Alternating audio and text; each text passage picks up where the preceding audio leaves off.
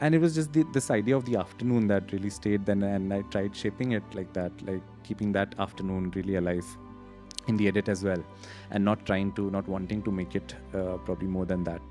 I'm already familiar with the feeling that his poems bring and with the feeling that Achal's work brings. So for me, it became like multi-layered than just a film to grade. Something that just came out of nowhere, a music jam session with friends with no agenda, fits very, very well on this visual. So main attempt was to create that reality for the audience also. Just being in that space with Vinod Kumar Shukla. The idea was to capture the photo so he remains longer than his body. Thank you all for staying back. Achal, I want to start with you and with the end of this film. That photograph, the poem about the photo where he says, "Bas jitne kaam ka photo hota hai, utne kaam ka reh gaya hoon." When I watched the film, I thought this was almost like a fuck you to say that, you know, you want to come here, capture me, and go away. And then I was talking to Spandita outside, and she's like, what if the idea was to capture the photo so he remains longer than his body? Can you talk about why you decided to end the film with that poem specifically? Because there's the shot of Manav Kaul trying to take a photograph of Vinod Kumar Shukla, and right after that, you're having this poem. So there's some intentionality. Do you want to talk about that intentionality? I also first encountered that poem while we were shooting the film. He had chosen two poems to recite for the camera. One was, I think, three poems. There was one which we haven't included. One is the Hum Dono Budhe Ho Gaye, and the other one was this one. And while just listening to it for the first time, I just felt that this is what we are doing here. You know, I mean, photo खींच के ले जाते हैं वाली चीज़ ना, that we are here for a day, we'll shoot this and then we'll go back. You know, but on the other hand, that poem, even in its simplicity, to me it felt like, you know, so many of the things I had read in like the theory of photography, you know, what Roland Barthes talks about, or, you know, other people have talking about photography in that way. It was here, but in like the simplest of words. So, I mean, while I was editing, it was like very clearly from the, like, I think for the first time I had sat down, because the editing also took like almost 2 years. So the first time I had sat down, I thought I'll begin the film with this poem. You know, but then somehow I think just sitting through it, and later I realized that this is where I want to end it. You know, because it just encapsulates the whole idea of us going there. And, you know, because for me the film was about these two visits, about just visiting him and just shooting him in that space, and then the poem became that. Yeah, it's a wonderful moment because it almost destabilizes the film as right as you walk out of the film. Can you talk a little bit about the 2 days that you shot, how you came to meet Vinod Kumar Shukla? Because this film is not a portrait as much as a snapshot, right? It's not a film about him as much as it's around him. You want to get a sense of what he thinks about censorship and his opinions. You don't get a sense of who he is. Do you want to talk about that, the time you spent with him and how you came to it? it was actually very accidental. There's a friend of mine, Nihal Parashar, who's a writer. So I was at Nihal's place and Manav was visiting, and we were all having coffee, and they started talking about Vinod Kumar Shukla. And at that time I was reading him quite a bit. So I got very excited, and then Manav was like, should we go visit him? And I was just like very just amused that, you know, one can do that. You know, and then he just goes on, pulls out his phone, and he dials his phone number just like that, and I'm just okay. So in all of that, I just go like, can I also come? You know, I mean, if you're going, so they're like, huh, chalo. So, and then I start telling him that I'll bring my cameras and we can try doing something. So Manav also got excited. Then we had some ideas, but then we were like, let's just go there and see what happens. You know, we don't have to really plan anything, but still I went very over prepared. It happened within a week of us meeting for coffee. The next Sunday we were on a flight to Raipur. It was Nihal, Manav and me, and I remember I had taken like 2 cameras. I took the sound equipment from Mahak, the lapel mics and 1 tripod, couple of lenses. So I went very over prepared because I knew I'm going to be shooting, doing the sound, everything on my own. And we reached there, it was like, I think 9, 10 a.m. And I think for the first half of the day, I could barely shoot. What? Because, I couldn't bring that objectivity to really just set down the camera and shoot it, because it was just like so overwhelming, really, in the beginning, just to be able to hear him talk and the way he talks. I remember I couldn't like properly put a tripod down and put the camera on it properly, or even I was not able to like mic him up, because I mean, and that's also because those are not things I'm like used to doing so much professionally in that sense, like I'm not a cinematographer, I'm not a sound recordist in that sense. Obviously I know little bits of all that, but so I was struggling with the technical bit in the first half. There were times when he would just look at me or maybe try talking to me or something, and I would just drop my camera and just like talk to him. But I think around lunchtime I told Manav that I want to do it a little properly as well. I was just running around with 2 cameras, handheld, just trying to capture something, but it was not really working out. So after lunch we thought, okay, let's do this properly now. I'll set the camera, I'll mic him up properly. And then we did like a series of conversations, first one on the swing, then one inside, and then on the terrace, obviously, with the poems. And I came back and I thought that, I mean, there is something here, but I'm still not quite sure what it is. And there was too much Manav, obviously. So I thought, why not go again, and try doing something more. And this could have been, any number of visits that I could have done, probably. But it just happened that, I spoke to Manav, then we spoke to Vinodji, and they agreed that I can come again.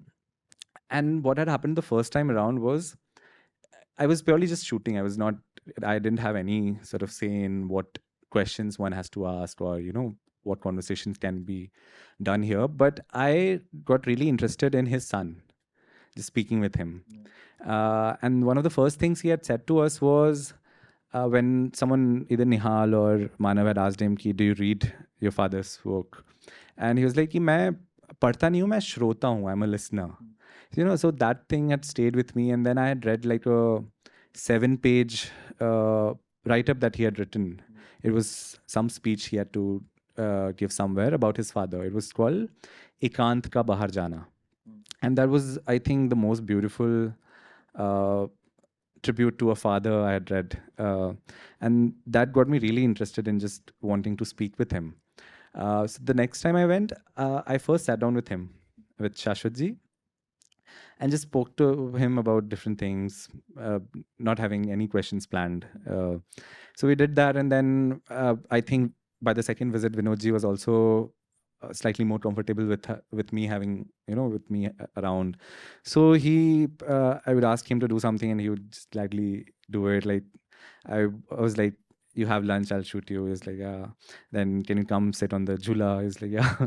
So I just made him do a couple of things, but also just like whatever was happening, I was just went around shooting all of it. So by the second visit, I was more sort of happy with, the kind of images I was able to get, or even how I was able to, shoot them, like with the tripod and more properly this time, probably.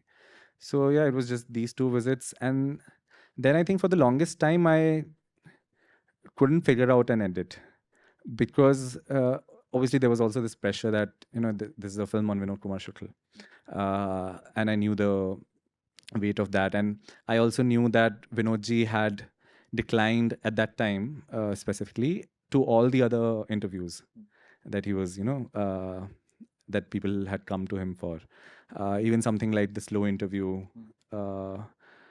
So I kept feeling that, this has to be something, very like all encompassing or something like that. And so for the longest I tried putting the edit in some way or the other, trying to make it something more than what it was.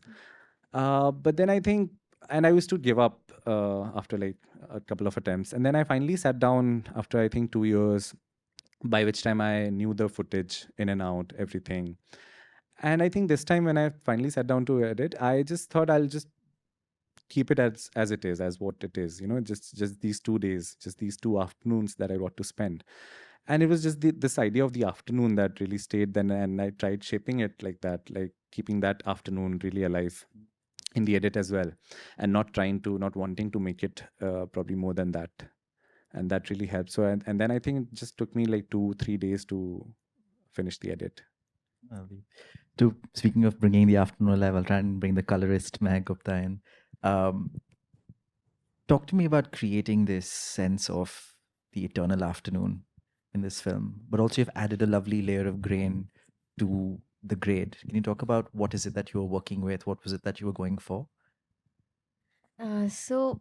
Before Achal told me about that he was going to interview him, I had read some of his poems, and I had seen one of his interview during COVID on Nai Dhara. There is a page, YouTube page. I had seen his interview, so I was familiar with his work. So I was very excited.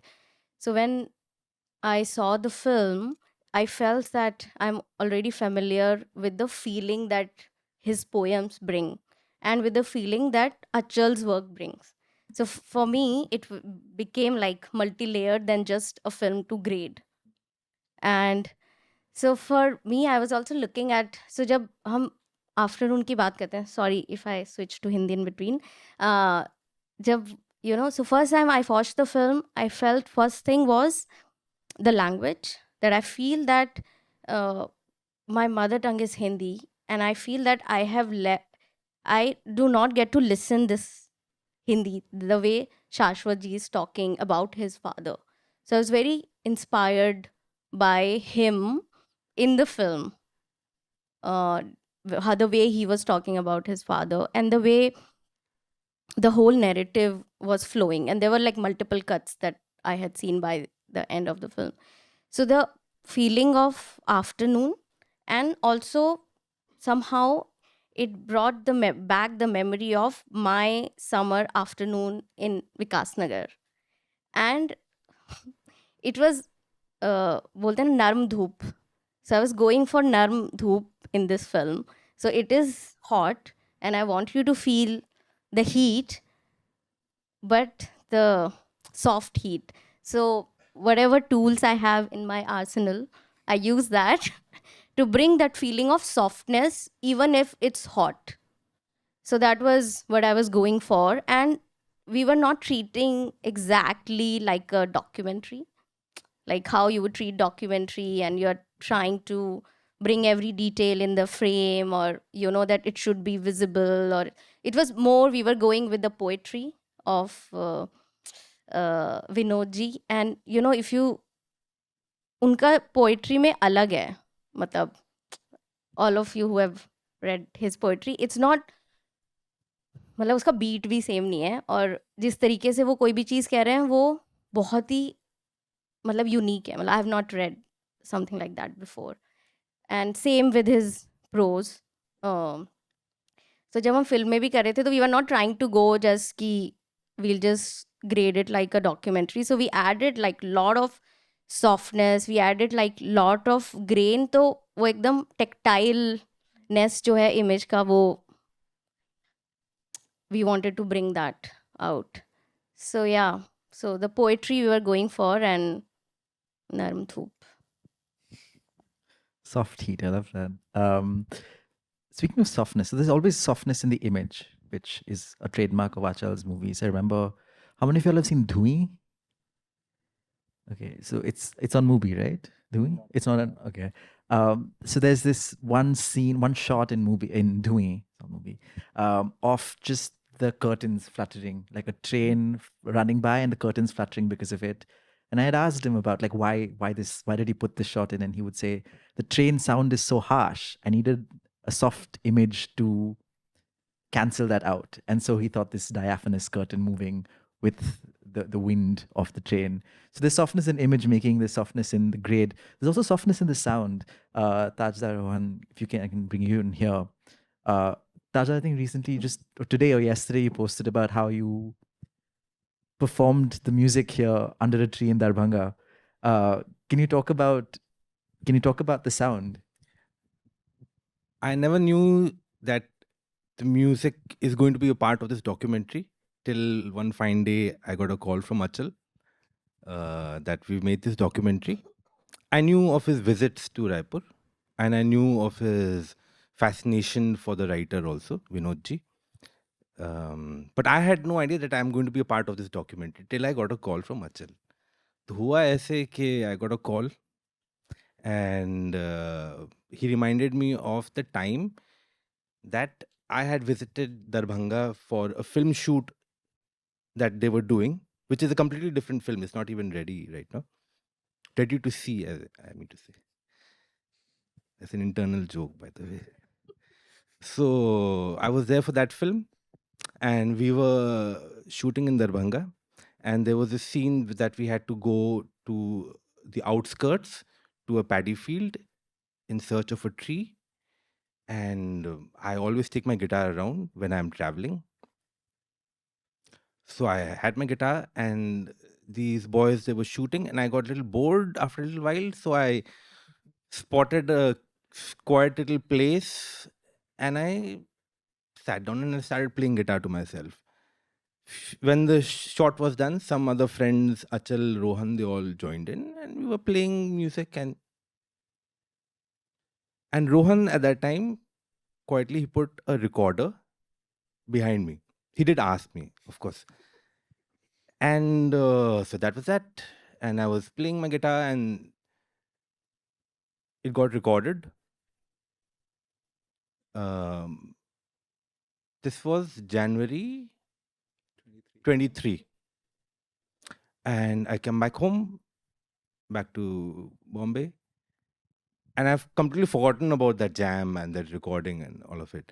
And then he says that we've tried to place those recordings on the visuals and it works quite well. And he sent me the visuals.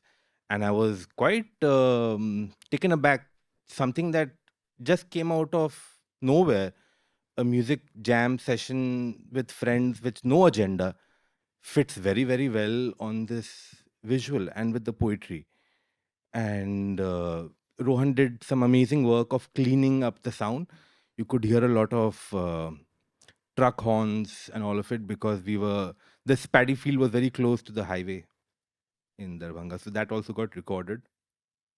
He managed to clean all that external sound up, and that's what we used in the film.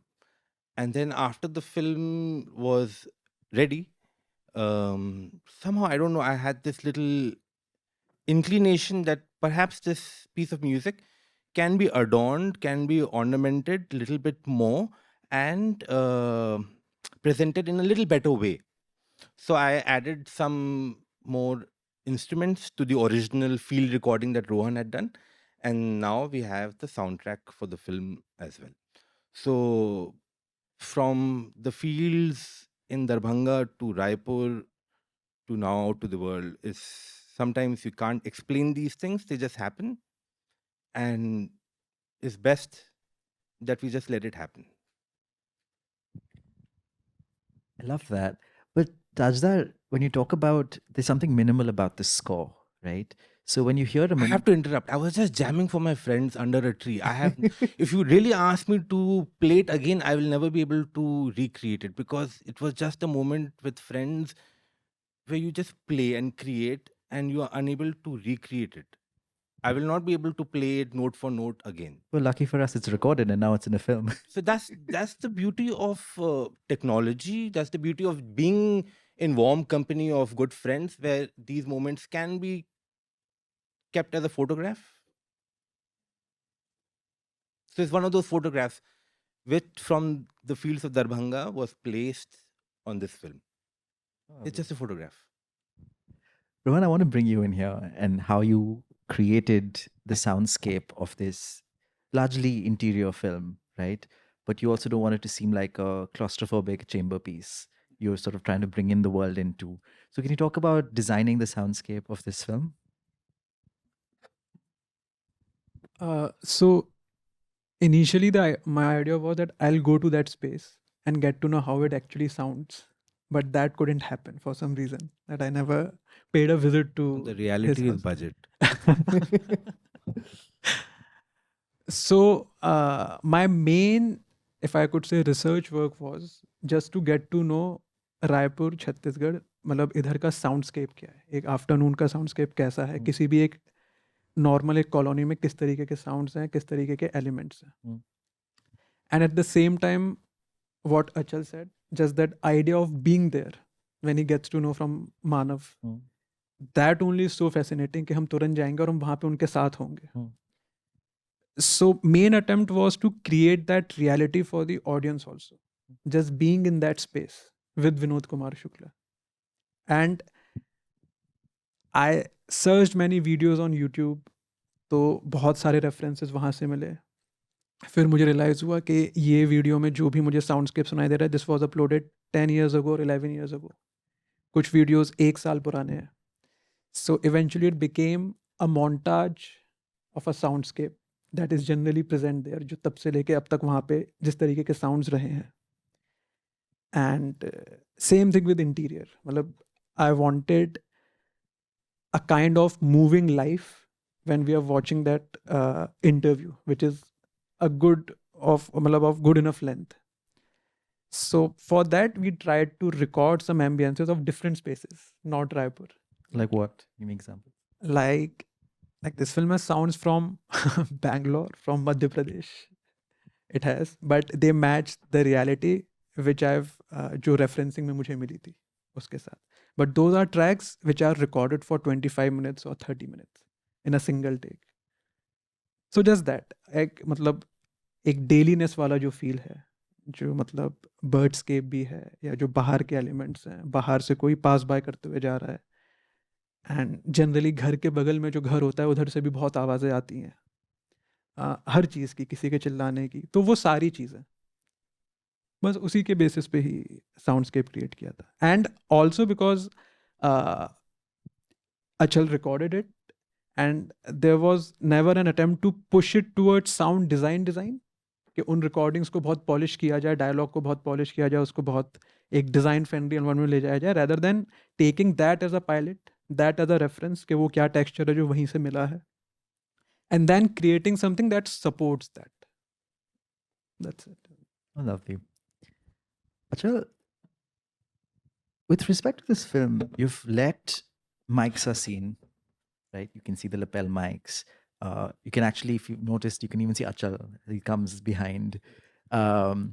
This idea of not wanting to mask the process, mask the act that, okay, this is an interview, there is a camera, there is an interlocutor.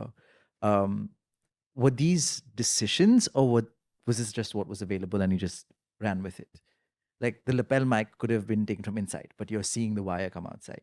There's this, you can see the head of the sun sometimes bobbing in the foreground.